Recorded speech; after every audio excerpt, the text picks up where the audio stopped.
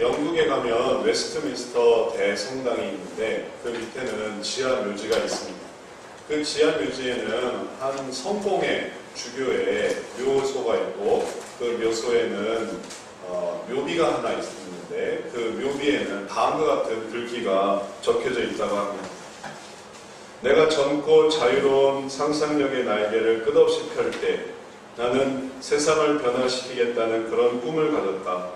그러나 좀 더 나이가 들고 지혜를 얻었을 때 나는 세상이 나로 인해 변하지 않으리라는 것을 비로소 깨닫게 되었다. 하원의 나이가 되었을 때 나는 마지막 시도로 나와 가까운 내 가족을 변화시키겠다고 다짐하게 되었다. 그러나 아무도 나로 인해 달라지는 모습을 감지할 수 없었다. 이제 죽음을 맞이하기 위해 누운 자리에서 나는 깨닫는다. 그들이 변하기 전에 만일 나 자신이 먼저 변화했더라면 그것을 보고 내 가족이 변화되었을 것을, 또한 그것의 용기를 얻어 내 나라가 좀 더 좋은 모습으로 바뀔 수도 있었을 것을, 그리고 또 누가 알겠는가? 온 세상까지 변화되었을지도. 이 세상을 변화시키겠다는 이 한 교육자의 소망이 사실은 가족들을 변화시켜야겠다는, 그 다음에 결론적으로는 내 자신을 변화시켰으면 얼마나 좋았을까라는 그런 아쉬움으로 남는다는 것은 우리들에게 많은 것을 깨닫게 합니다.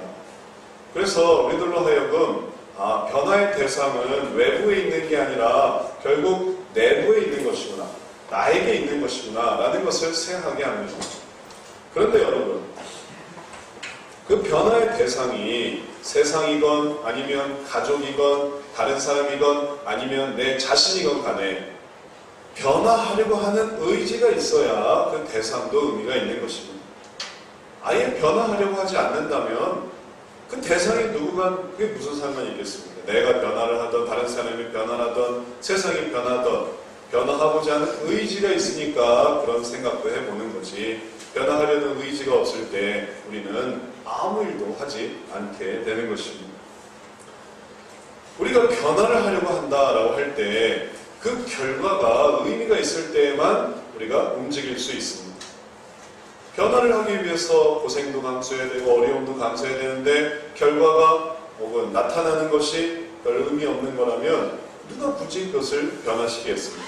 변화하는 게 오히려 더 불편하고 괴롭고 번거로운 그런 일이 된다면 누가 그 일을 바꾸려고 노력하겠습니까?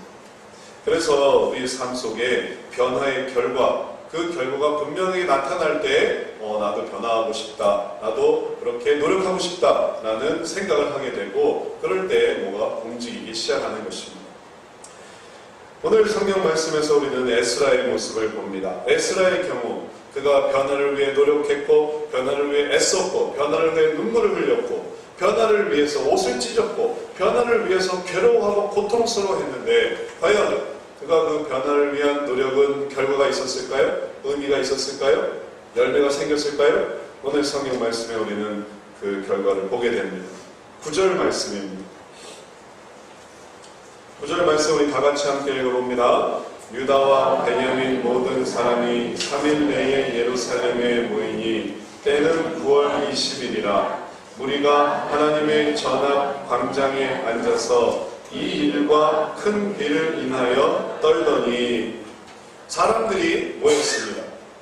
그들이 모인 이유는 바로 에스라가 괴로워했던, 에스라가 슬퍼했던, 에스라가 안타까워했던 바로 이방 민족들과의 통원 때문이었습니다. 그런데 이렇게 사람들이 많이 모이는 것이 참 놀라운 것은 그때는 언제냐면 큰 비가 내리고 있었던 때입니다. 왜 되게 큰 비가 내리면 대중적인 집회가 형성될 수가 없습니다. 왜냐하면 비가 오니까. 비가 오니까 다 집에가 앉아있지, 비가 오니까 밖에서 나올 사람이 어디 있겠습니까? 뿐만 아니라 이 주제가 연예인이 나오는 것도 아니고 재미있는 일이 있는 것도 아니고 밥을 나눠주는 것도 아니고 자기들의 죄의 문제 때문인데, 이 죄의 문제 때문에 사람들이 모이고 있습니다. 그 다음에 큰 비가 있는데도 그들이 모이고 있습니다. 그리고 그들이 어디에 모이고 있습니까? 성전 앞 광장에 모이고 있습니다.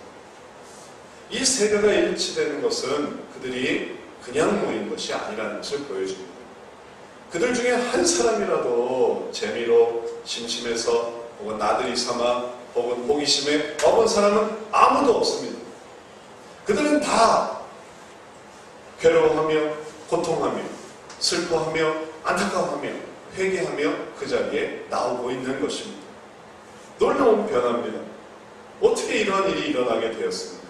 바로 에스라 때문입니다. 이방 민족들과의 통혼은 어쩌면 그 당시에는 만연해 있던 일일 수도 있을 것입니다. 누구나 다 그러니까. 또 공공연히 알고 있는 그러한 은밀한 비밀이기도 할 것입니다. 많은 사람들이 그 일을 하고 있습니다. 그러나 에스라가 그것을 들었을 때 방백들에게 지금 우리 민족 중에 이방 민족들과의 통혼이 있습니다. 이것이 아주 만연해 있습니다. 라는 것을 들었을 때 그것으로 옷을 찢고 그것으로 괴로워한 것은 에스라 한 사람뿐이었습니다. 그러나 에스라 한 사람으로부터 시작되었습니다. 그래서 그것을 통해 괴로워하며 그것을 통해 슬퍼하며 그것을 통해 눈물을 흘릴 때에 비로소 한 사람 한 사람 붙었습니다. 거기에 돕겠다고 했습니다. 그리고 많은 사람들이 거기에 동화되었습니다. 만약에 에스라가 그것을 아파하지 않았다면, 그것을 괴로워하지 않았다면 어떻게 됐을까요? 에스라도 나도 이방 여인 하나 후처로 드릴까? 그랬으면 어떻게 되겠습니까? 남들도 다 그러는데 나라서 못할 게 뭐냐? 내가 지금 방금 외국에서 처음 들어와서 이 현지 사정을 잘 몰라서 그러는데 현지는 다 그렇대. 그럼 내가 현지에 적응해야지. 그리고 나도 이방 민족과 통혼을 했으면 그러면 어떻겠습니까? 그럼 아무 일도 없었겠죠. 그럼 아무 변화도 없었을 것입니다. 그러나 에스라는 그렇게 하지 않았습니다. 그 문제를 괴로워했습니다. 그 문제를 안타까워했습니다. 그리고 그 모습 속에 이스라엘 백성들은 자기들의 무감각함을 깨달았습니다. 우리가 이 일에 너무 무감각했구나. 이 일을 전혀 중요하게 생각하지 않았구나. 그래서 에스라를 통해 그들의 심령이 자극되었습니다. 그들이 민감해졌습니다. 둔감하던 자가 민감해졌습니다. 생각하지 못했던 일들을 생각하게 됐습니다. 그리고 보니까 정말 이 문제가 너무너무 심각한 거였어요. 이거 이러다가 정말 우리가 다 죽을 판이었던 것입니다. 그래서 그들이 움직였습니다. 그리고 그들이 하나님 앞에 나오고 있는 것입니다. 우리의 삶 속에서도 변화를 이끄는 사람들이 있습니다. 변화를 하고 변화에 대한 목소리를 높이는 사람들이 있습니다. 그러한 의지 속에 변화의 결과와 변화의 결실과 변화의 열매들을 나타내고자 하는 사람들이 있습니다. 또 정말 그런 사람들을 통해 변화가 이루어집니다. 질서를 지키는 것이 어려웠을 것 같은 우리 민족에게 질서를 지키고, 낭비가 생활이었던 우리 민족에게 낭비를 줄이게 되고, 또 여러가지 공공습관, 여러가지 질서, 여러가지 변화된 모습들을 계몽하고 또 그것을 바꾸자고 하는 사람들을 통해 우리가 바뀌어지고 있습니다. 그런 사람들이 분명히 존재합니다. 하지만 이 반대편엔 이 변화에 대한 절망도 있습니다. 변화해서 뭐해? 재벌은 남주나 혹은 3살 버릇이 80가구. 우리가 왜 변화해야 되는가? 우리가 왜 삶을 바꿔야 되고, 우리가 왜 인생을 바꿔야 되고, 왜 우리가 습관을 바꿔야 되는가? 여기에 대한 저항이 있습니다. 또 그건 안 바뀌어. 사람은 안 바뀌어. 그 아주 더 절망적인 말은 인간은 안 바뀌어. 사람은 변화될 수 없어. 다 똑같아. 이렇게 말하는 그런 절망적인 말도 있습니다. 그래서 변화를 거부해버리는 것이에요. 변화를 위해 노력하지 않게 되는 것입니다. 하지만 우리가 지금 당장의 결과를 보면 변화되지 않는 것 같으나, 그러나 미래를 좀 더 생각해보면, 조금 더 나중을 생각해보면 변화를 통해 얻게 될 것을 생각해 볼 수 있습니다. 지금 당장은 변화가 잘 보이지 않습니다. 그러나 그 변화를 꾸준히 노력했다면, 꾸준히 해나갔다면, 그럼 그게 뭐가 됐겠습니까? 더 놀라운 일이 되었을 것입니다. 변화는 우리 삶에 있어서의 어떤 방향성의 차이를 보여줍니다. 방향성의 차이가 바로 변화의 의미를 보여줘요. 동으로 갈 것인가, 서로 갈 것인가. 이건 완전한 방향의 차이입니다. 그리고 동으로 가는 것과 서로 가는 것은 놀라운 목적지, 도착지의 결과를 보여줍니다. 동으로 간 사람은 늦으나 빠르나 결국 동쪽으로 갔을 것이고, 서쪽으로 간 사람은 늦으나 빠르나 서쪽으로 가게 됐을 것입니다. 10년이 지났을 때 두 사람은 아주 멀어졌을 것입니다. 한 사람은 동쪽으로 하고 한 사람은 서쪽으로 갔습니다.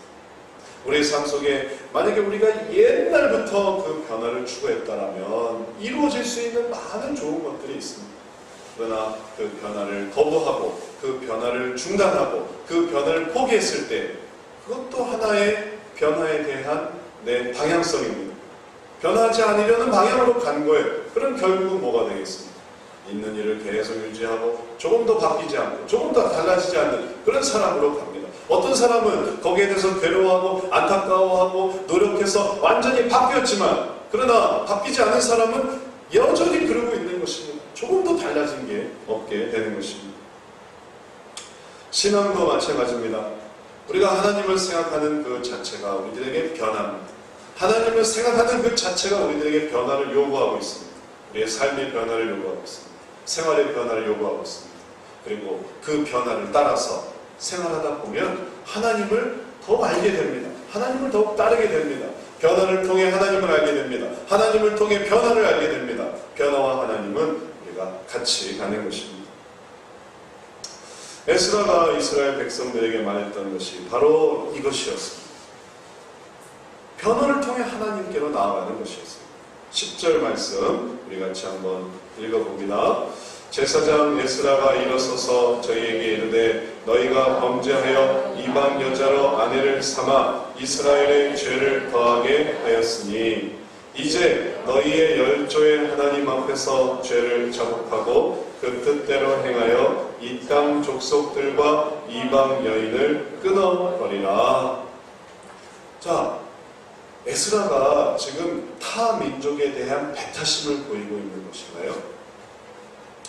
자기 민족 우월주의에 빠져서 다른 민족들은 다 제거하고 우리 민족끼리만 잘 살아보자 라는 그런 민족주의를 주장하고 있는 것일까요? 아니면 남 결혼하는 곳에 이래라 저래라 감나라 배나라 라고 말하는 것일까요? 누구랑 결혼하는 게 무슨 상관입니까? 혼혈이랑 결혼을 하건 아니면 같은 민족이랑 결혼하건 외국인이랑 결혼하건 내국인이랑 결혼하건 그 결혼에 대해서 왜 자유를 주지 않는 것입니까? 그럼 과연 에스라는 이러한 삶의 개인적인 문제 그걸 얘기하고 있는 것일까요? 에스라가 말하는 것은 이것이 하나님 앞에 죄라는 것입니다. 그래서 너희 열조의 하나님 앞에서 죄를 자복하고 그 뜻대로 행하자라고 말했던 것입니다. 그게 이방 여인과 통혼을 금지하는 거예요. 왜냐하면 이방 여인과 통혼을 하게 되면 그들의 습관도 받아들이고 그들의 신도 받아들이고 그들의 종교도 받아들이고 그래서 하나님을 더 잘 믿지 못하게 되기 때문에 하나님께서는 이방 민족과 결혼하지 말라라고 말씀해 주셨기 때문에 그런 것입니다. 그러니 이제 이것을 어기는 것은 하나님 앞에 죄가 되는 것입니다. 자, 이 미묘한 차이가 우리들로 하여금 왜 지금까지 변화를 주장하고 또 변화를 촉구하고 때로는 변화를 노력했던 많은 사람들이 왜 때로는 그 변화의 진정한 결과, 온전한 결과를 맞이하지 못했는가를 보여줍니다. 어떤 사람들은 정말 신앙 속에서 우리가 이렇게 하자라고 말한 사람이 있습니다. 정직운동을 하자. 어떤 사람들은 아주 정결운동을 하자. 어떤 사람들은 신앙의 어떤 각성운동을 하자. 여러 가지 이야기들을 많이 했습니다. 그러면 그런 이야기들을 통해 정말 그 결과가 아름다워야 되고 그 결과가 풍성해야 되고 그 결과가 놀라워야 되는데 왜 그런 일들을 벌이기도 하지만 왜 그런 것들을 주장하기는 하지만 왜 결과가 때로는 어이없게 나타나 그러면서 자기 속에 악이 있고 그렇게 말하면서 자기도 비슷한 죄를 저지르고 혹은 또 다른 사람은 전혀 생각하지 못하는 또 다른 죄를 또 저지르게 되는 그런 일들이 일어나는 이유가 무엇일까요? 결국 변화의 목적에 문제가 있었던 것입니다. 왜 변화하려고 하는 것일까요? 왜 우리가 변화를 하게 될까요? 변화를 통해 무엇을 이루려고 하는 것일까요? 오늘 에스라는 우리들에게 그것을 보여줍니다. 변화의 목적은 바로 하나님입니다. 기준은 하나님인 것입니다. 그래서 하나님을 기준으로 해서 노력할 때만이 결국은 모두가 기뻐하는, 모두가 감사하는 결과로 나아가게 되지. 그러지 않고 이 사람이 보기에 변화의 결과, 저 사람이 보기에 변화의 결과로 나아간다면 그것은 오히려 분란만 일으키는 것입니다. 저도 처음에 결혼해서 이 변화의 요구에 아주 강렬하게 부딪혔습니다. 일단 시약 짜는 것부터 변화해야만 하는 거예요. 문 닫는 것부터 변화해야 되는 거예요. 시약은 뒤에서 짜고, 그리고 또 습관적으로 물건 아무데나 버려놨던 거 이건 똑바로 올려놔야 되고, 방은 깨끗이 청소돼야 되고, 먼지는 하나도 없어야 되고, 그런 어떤 변화의 요구, 혼자 살 때는 느끼지 못했던 이런 많은 변화의 요구들에 막 직면하는 겁니다. 그럼 저는 어떻게 대응하는 줄 아십니까? 그럼 저는 제 기준으로 우리 아내의 변화에 대한 것을 또 대응하는 것입니다. 그럼 당신 이 부분, 당신 저 부분, 당신 이런 부분은, 그럼 결국 변화가 무엇으로 쓰였냐면 공격의 도구로 쓰여진 거예요. 당신 저거 변화해야 돼. 그러면 나 이거 변화해야 돼. 그러면 당신 저거 변화해. 나 이거 변화해. 서로 변화해야 된다고 말하지만 그건 진정한 변화를 위해 나아가는 게 아니라 서로 공격하기 위해서 말했던 것입니다. 서로 올바른 사람을 만들어 주려고 하는 것이었지만 사실은 간섭하는 것이 되었고 내 기준에 맞추는 것이 되었던 것입니다. 예수님이 이 세상에 오셨을 때 대제사장들을 한번 생각해 보십시오. 그들은 죄가 없었을 것 같습니다. 그들은 이방인들과 통혼도 없었을 것 같습니다. 그들은 율법도 잘 지켰을 것 같습니다. 그러나 예수님께서 오셔서 그들에게 회개를 명하셨을 때 그들은 회개하지 않았습니다. 그들은 자기의 삶 속에 삶의 기준으로 살았습니다. 하나님 기준으로 산 게 아닌 것입니다. 그래서 결국 그들은 자기들에게 변화를 촉구하고 그리고 하나님을 정말로 섬기게 하고 하나님을 사랑하게 만들었던 예수님을 차라리 죽이는 게 낫겠다고 생각한 거예요. 그 소리를 차라리 듣지 않게 되기를 원했던 것입니다. 그들이 바로 대제사장들이었어요. 바리새인들이었어요. 이제 우리가 변화의 모습을 생각하려고 할 때 이 변화의 모습은 거룩한 삶, 완벽한 삶, 인격적인 삶, 예의를 갖추는 삶, 그래서 사람들에게 존경받는 어떤 삶이 아닌 것입니다. 그건 누구 기준이겠어요? 그건 내 기준인 거예요. 그건 내가 예의 바르다고 생각하는 거고, 그건 내가 인격적이라고 생각하는 거고, 그건 내 마음에 드는 거예요. 내 스타일에 맞추려고 하는 것입니다. 그러한 변화의 목적, 잘못된 목적이 결국은 하다 안 되니까 그 다음에 그냥 자포자기하게 되는 거예요. 그래서 저희 부부도 어느 때인가부터는 이제 서로 말 안 하기로 했어요. 우리 서로 변화하려고 하니까 힘들다. 당신도 힘들고 나도 힘들다. 우리 서로 변화하지 말자. 그래서 변화하지 않기로 하니까 처음에 편했어요. 간섭 안 하니까. 그러나 정말 잊어버리고 있는 게 있었습니다. 뭘까요? 변화는 왜 해야 되는 것일까요? 진정한 변화의 목적이 무엇이었어요? 그러나 하나님 때문인 거예요. 그런 과정을 거친 거예요. 나의 기준으로, 그 사람의 기준으로, 저 사람의 기준으로, 혹은 이 사람의 기준으로 누군가 또 심판을 세워서 그 심판의 기준으로 변화하려고 한다면 우리들은 항상 지칩니다. 항상 괴롭습니다. 정치도 한번 보십시오. 야당의 기준으로 여당이 바뀌어야 되고 여당의 기준으로 야당이 바뀌어야 된다면 결국 뭐가 되겠습니까? 정쟁이 일어나는 것이죠. 우리의 사회 속에서도 보십시오. 남편의 기준으로 아내가 바뀌어야 되고 아내의 기준으로 남편이 바뀌어야 되고 그럼 결국 그게 뭐가 되겠습니까? 서로 분란만 이루어지는 거예요. 그러면 결국 다시 원상태로 돌아가는 거예요. 변화의 결과는 아무것도 없어. 결국 싸움뿐이야. 변화는 결국 우리들에게 슬픔만 안겨줘. 그래서 우리도 그걸 경험했습니다. 그래서 우리 변화하지 말자. 우리 그냥 그대로 살자. 당신은 당신대로 나는 나대로. 그러나 오늘 에스라가 보여준 것은 그게 아닙니다. 변화의 기준을 하나님께 맞추어서 하나님이 기뻐하시는 방향으로 가자라는 거예요. 그러면 중단될 일이 없습니다. 그러면 그치지 않습니다.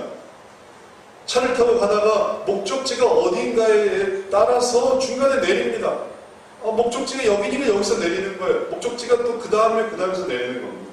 그러나 목적지가 끝인 사람은 어떻게 하죠? 그냥 가는 거예요. 내리지 않는 것입니다. 중단하지 않는 거예요. 왜냐하면 목적지가 끝이니까. 경부선 부산 가는 게 끝이니까 중간에 내리지 않는 거예요. 장항선, 장항이 끝이니까 끝까지 가는 겁니다. 우리의 삶 속에 변화의 목적이 하나님일 때 우리는 비로소 끝내지 않습니다. 적절히 그만두지 않습니다. 타협하지도 않습니다. 왜냐하면 그 속에서 하나님을 만나게 되기 때문에 그런 것입니다. 에스라의 모습을 생각해 보십시오. 그는 애초에 말씀을 가르치고 싶었어요. 그리고 성전을 재건하고 싶었습니다. 그래서 누구를 데리고 갔습니까? 기억나시나요? 필요한 사람들이 누구였나요? 아무도 기억을 못 하시나요? 누가 없었습니까? 레위인들이 없었어요. 그래서 그 레위인들을 잔뜩 데리고 이제 간 겁니다. 그러나 이제 부딪힌 문제는 무엇이었습니까? 부딪힌 문제는, 당면한 문제는 뭐였어요?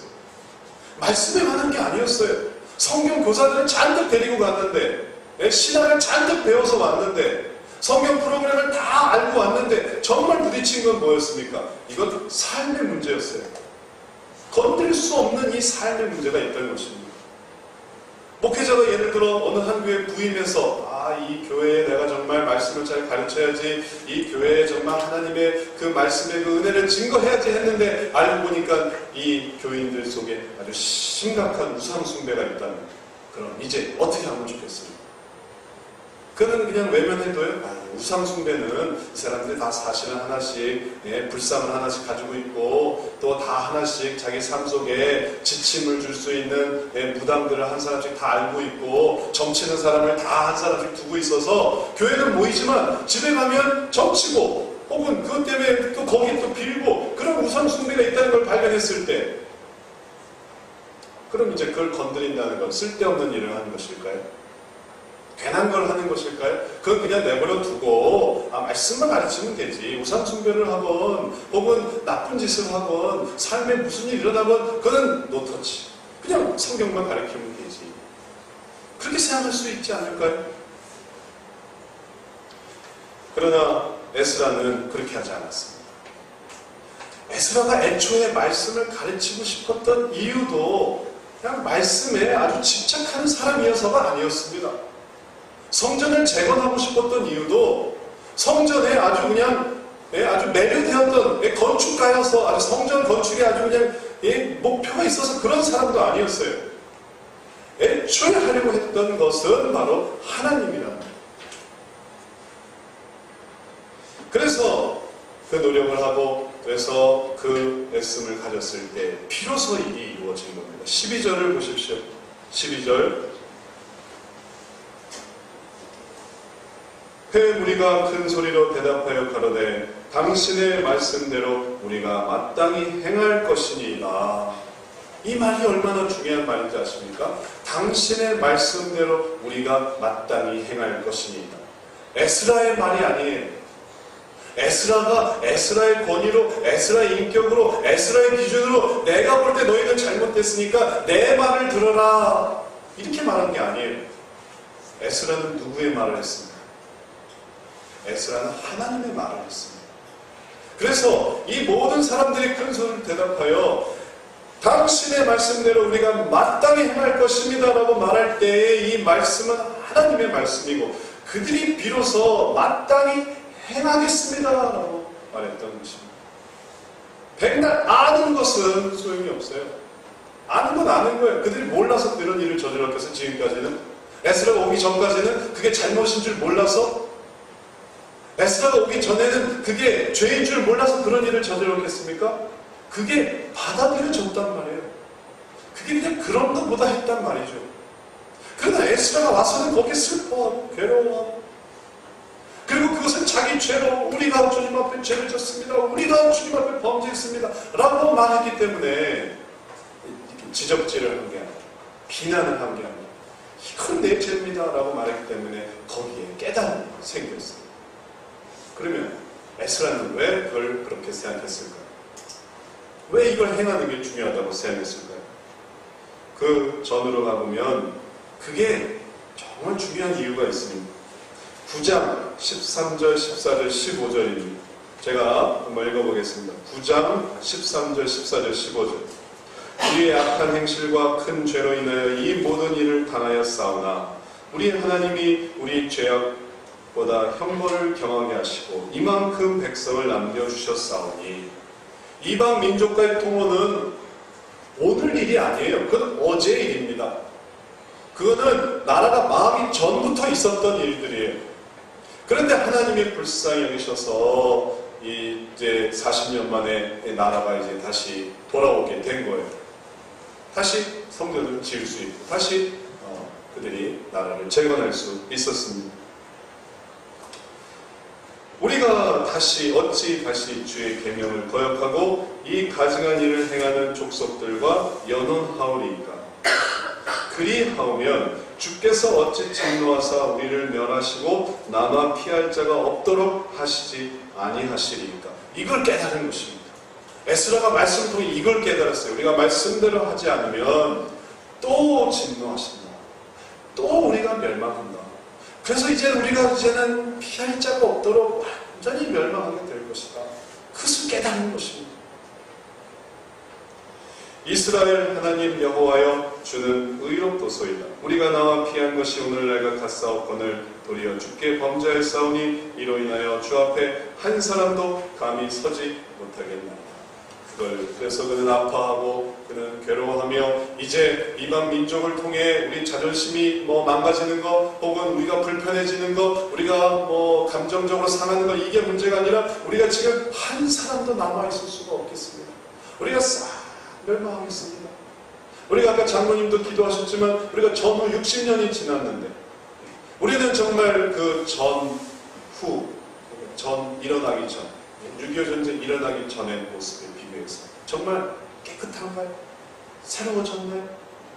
오히려 물질적인 부패는 더 심각해지고 또 타락은 더욱더 가속되어지고 그리고 더욱더 우리 마음속에 악한 것은 더 커져가고 있는 이런 시점에서 우리가 변화하지 않는다는 것은 그건 뭘 의미하겠습니까?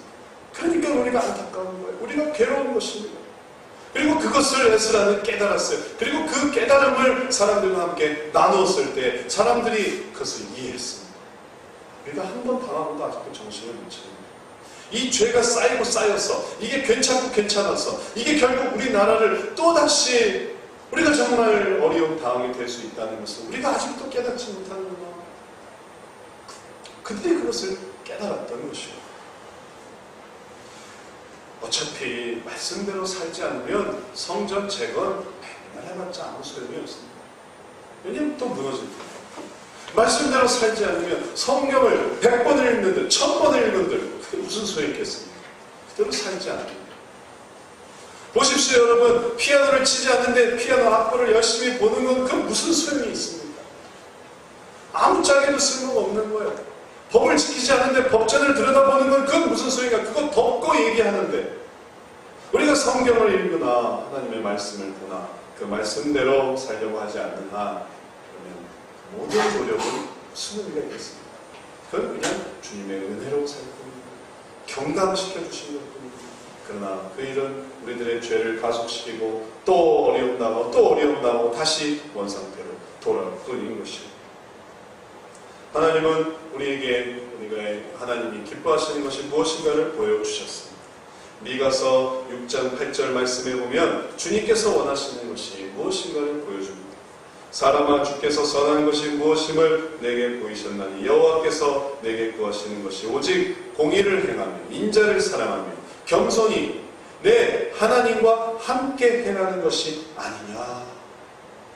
이게 원하시는 것이에요. 이제 우리가 하나님을 생각하면서 그래 변화돼야 돼 라고 생각한다면 그러면 그 변화를 추구하면서 하나님과 행하게 되는 것입니다. 그리고 그것이 하나님이 기뻐하시는 거예요. 하나님을 위해 변화하려고 하고 변화하면서 하나님을 의지하려고 할 때 그때 우리에게 소망이 있는 것입니다. 하나님은 그것을 기뻐하세요. 결과야 좋을 수도 있고 나쁠 수도 있죠. 그 결과적으로 내가 변하는 것도 괜찮고 아니면 내가 아니면 다른 사람을 변화시키는 것도 괜찮고 아니면 세상을 변화시키는 것도 괜찮고 아니면 다시 내가 변하는 것도 괜찮고 여하튼 그 속에 우리에게 소망이 있습니다. 그렇게 행하면서 우리들은 하나님께로 나아가기 때문에 그런 것입니다. 이제 에스라가 이런 이유로 이방인들과의 통혼 문제를 애통해하고 아파하고 괴로워했습니다. 그는 가장 해야 될 일을 한 겁니다. 그는 그 일을 위해서 왔습니다. 어떻게 보면 이 에스라서에서 성전 건축한다고 재건한다고 사람들을 모아놓고 그리고 열심히 와서 결국 한 게 말씀을 막 이렇게 가르치고 뭐 소그룹을 양산하고 말씀의 전문가들을 키우고 이런 게 아니라 고작 이방 여인들과 이 결혼과 씨름을 해. 그런데 그건 가장 중요한 일이었어요. 그건 별 볼 일 없는 일을 한 게 아닙니다. 가장 중요한 일을 한 거예요. 가장 놀라운 일을 한 거예요. 성경 그 어떤 프로그램보다, 성경 어떤 그 해박한 지식보다 신학을 알고 구약을 알고 신학을 알고 헬라어를 알고 히브리어를 알고 그 어떤 걸 아는 것보다 100배 1000배나 더 나은 거예요. 왜냐하면 하나님이 가장 기뻐하시는 것이기 때문에 그런 것입니다. 하나님이 우리가 성경 퀴즈 대회에서 입상을 못한다고 하나님이 우리를 미워하시겠습니까? 우리가 하나님께서 성경 구절을 많이 못 외운다고 우리를 징계하시겠습니까? 우리가 성경을 많이 읽지 못했다고 한 번밖에 못 읽었고 두 번밖에 못 읽었다고 우리를 노하시겠습니까? 우리에게 정말 기뻐하시는 것은 바로 내가 이 부분을 가지고 내가 이 약한 부분을 가지고 씨름해서 그래서 그것을 위해 노력하는 것. 정말 신앙생활을 하면서 내가 그것을 구체적으로 붙들게 되고 그것을 위해 노력하는 것. 그것을 하나님은 너무나 기뻐하시는 것입니다. 그리고 에스라는 그것을 했습니다. 그래서 에스라가 위대한 거예요. 에스라가 정말 놀라운 것입니다. 그는 삶 속에 가장 중요한 것을 갖고 놓았어요. 진정으로 성전을 재건했던 것입니다. 그런데 우리가 이 변화를 위해 노력하게 된 더 궁극적인 결과가 있습니다. 궁극적인 목표가 있습니다. 우리가 이렇게 행하게 될 때 더 놀라운 일들이 우리에게 찾아옵니다. 그것은 뭐냐면 우리가 하나님을 닮아가게 된다. 우리가 어떤 문제를 가지고 씨름하면서 어떤 습관을 가지고 씨름하면서 어떤 연약함을 가지고 씨름하면서 하나님을 의지하려고 할 때 그때 우리는 주님을 닮아가게 됩니다. 무슨 말일까요? 성경에 요한복음 8장에 빌립이 예수님께 하나님을 보여달라고 하는 장면이 있습니다. 빌립이 예수님께 물었습니다. 주여, 아버지를 우리에게 보여주옵소서. 그리하면 족하겠나요? 예수님 앞에서 하나님을 보여달라고 하는 거예요. 그런데 예수님이 말씀하십니다. 예수께서 이르시되 빌립아, 내가 이렇게 오래 너희와 함께 있으되 내가 나를 알지 못하느냐? 나를 본 자는 아버지를 보았거니 어찌하여 아버지를 보이라 하느냐? 좀 핀잔을 주셨습니다.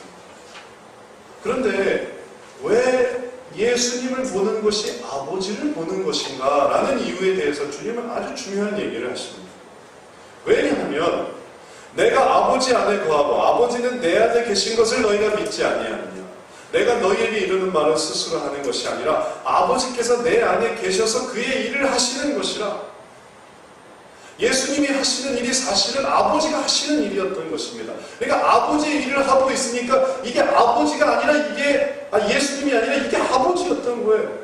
아들을 보고 있지만 그 아들이 사실은 아버지였던 것입니다. 왜냐하면 아버지의 일을 하고 있으니까. 우리의 삶 속에서 우리가 자녀가 우리를 닮았다라고 느끼는 때가 있습니다. 그런 때가 있지 않습니까? 자녀가 우리를 닮았다. 근데 이제 나쁠 때는 옆에서 막 얘기를 해줍니다. 나쁜 일에 대해서. 여보, 당신을 닮았어. 그건 나쁜데 옆에서 친절하게 알려주는 거. 야, 저거 봐. 당신은 닮은 거야. 옆에서 알려주는 거는 그건 좋은 게 아니고 뭐 행동이 좀 굼뜬다든지 혹은 뭐가 좀 모자르다든지 그럴 때 옆에서 지적해줄 때 아는 거는 그건 이제 좋은 깨달음이 아닌데 딱 볼 때, 이거 내가 하던 건데, 이건 내가 그렇게 생각하는데, 그걸 그대로 하는구나 라고 할 때는, 그는 내 자녀가 나를 닮았다라는 걸 깨닫게 됩니다. 제가 오래전에 제 기억이 있어요. 초등학교 1학년 때 그 기억이 생생합니다. 학교에서 수업을 하고 있는데, 부모님이 학교에 찾아오셨어요. 면담을 하러 오셨는지, 때한테 학교에 이제 부모님이 오셨습니다. 그래서 선생님과 다 얘기를 하고, 아버님이 군복을 입고 오셨는데 아주 멋있었어요. 그 당시 군인은 아주 아주 이제 위세가 당당했기 때문에 그냥 너무나 아버지가 멋있게 보였어요. 그리고 이제 면담이 끝난 다음에 딱 저한테 말하는 거예요. 집에 같이 가겠지 않겠냐. 수업은 아직 끝나지 않았지만 집에 같이 가지 않겠냐. 그러면 집에 가면 쉴 수도 있고 놀 수도 있고 뭐 재미있는 것도 있을 수 있고 그럴 수 있을 것 같았는데 저는 수업을 끝나지 않은데 간다라는 게 이게 찜찜했어요. 그래서 말을 했습니다. 저는 안 갈래요. 저는 수업 다 끝나고 갈래요. 그렇게 말한 기억이 있어요. 그런데 제가 그 모습을 제 딸에게서 발견을 했습니다. 비슷한 상황이었어요. 제가 학교에 찾아갔습니다. 학교에 찾아가서 이제 뭐 무슨 행사를 했어요. 행사를 하고 다 마쳤어요. 부모님하고 집에 갈 사람은 가도 되는 그런 시간이었어요. 이제 그래서 자 이제 어제 부모님하고 같이 집에 가지 않을래? 하니까 우리 딸이 그렇게 얘기를 하는 거예요. 저는 이 시간 다 끝나고 가겠다. 이거 어디서 많이 봤는데? 이거 내가 했던 건데? 내가 했던 거 그대로 얘도 하는구나. 뭔가를 마치지 않고 꾸준히 하려고 하는 거. 중간에 그만두지 않고 끝을 보려고 하는 거. 그리고 그 전에는 이게 개운치가 않은 거. 이 얘가 나를 닮았구나. 보십시오. 하나님을 닮은 사람과 닮지 않은 사람은 결국 하나님의 일을 하려고 하는 사람입니다. 그 사람이 하나님을 닮아가는 것이에요. 하나님은 우리들에게 얼마나 변화를 위해서 노력하시는지 아십니까? 지금도 우리를 보시면서, 지금도 하늘에서 우리를 보시면서 우리를 얼마나 바꾸시려고 애쓰시는지 아십니까? 만약에 우리가 여기에 대해서 하나님 저는 안 바뀔래요. 저는 변화되지 않을래요. 한다면 우리 속에 예수님의 형상이 드러나지 않습니다. 우리는 주님을 닮은 게 아닌 거예요. 주님은 우리를 닮게 하려고 하지만 우리는 주님을 거부하는 것입니다. 그러나 우리가 그것을 받아들이려고 한다면 주님, 제가 주님 딸이었습니다. 그러려고 한다면 그럼 이제 우리가 주님을 닮아가는 것입니다. 우리가 닮아가려고 할 때 우리가 변화되게 되죠. 우리가 변하는 모습을 보고 또 다른 사람도 변화되게 됩니다. 다른 사람이 변화되는 것을 보면서 세상도 변화되게 됩니다. 그 모든 것들은 다 변화시키려는, 이 세상을 죄악 가운데 내버려 두시지 않고 변화시키려는 주님을 따라가는 그 주님의 자녀들을 통해 이루어지는 일들이 되는 것입니다. 이제 말씀을 마치겠습니다. 하나님의 전을 간절히 사모하고 그 전에 재건을 바랬던 에서 그 일들은 전 앞에서 일어났습니다. 그것은 무의미한 일이 아니었습니다. 가장 가치 있는 일이었습니다. 이제 우리의 삶 속에 우리의 신앙, 우리의 그 신앙을 다시 한번 주님께 세우려고 하는 그 갈급함 속에 이제 우리의 그 삶을 생각해 봅시다. 그리고 변화를 위해 노력해 봅시다. 그리고 그 변화 속에 주님이 계심을 보게 될 것입니다. 주님을 닮아갈 것입니다. 무엇이든지 변화됩니다. 주님의 방향으로 가려고 할 때 우리는 빨리 가나 느리게 가나 멀리 가나 아니면 조금 가나 주님께 나아가게 될 것입니다. 이렇게 주님과 함께 하시는 저 여러분 되시기를 축원합니다. 그리고 이 변화를 이루어서 우리 속에 주님의 형상, 하나님의 그 놀라우신 형상 완전히 형성되기를 주의 이름으로 축원합니다. 사랑의 하나님, 우리들에게 오늘도 주님의 뜻과 주의 기뻐하심과 주의 온전하심을 알게 하심을 감사드립니다. 우리가 앉아있는 자들이 아니라 그저 포기하는 자들이 아니라 혹은 타협하는 자들이 아니라 우리가 주님을 붙드는 자들 되게 주옵소서. 이렇게 노력해서 지금 당장은 결실이 나지 않을지라도 꾸준히 노력하다 보면 정말 오랜 시간 후에는 놀라운 변화가 생겨 있을 것입니다. 그 속에 우리도 변화되어지고 주님의 모습으로 화하여 져 있을 것입니다. 우리가 이런 삶 사모하며 담대히 나아가게 하여 주옵소서. 우리가 도덕을 붙드는 게 아니라 윤리를 붙드는 게 아니라 주님을 붙들게 해 주옵소서. 그래서 주님의 그 온전한 함께 하심 누리게 하여 주옵소서. 예수 그리스도의 이름으로 기도드렸사옵나이다. 아멘.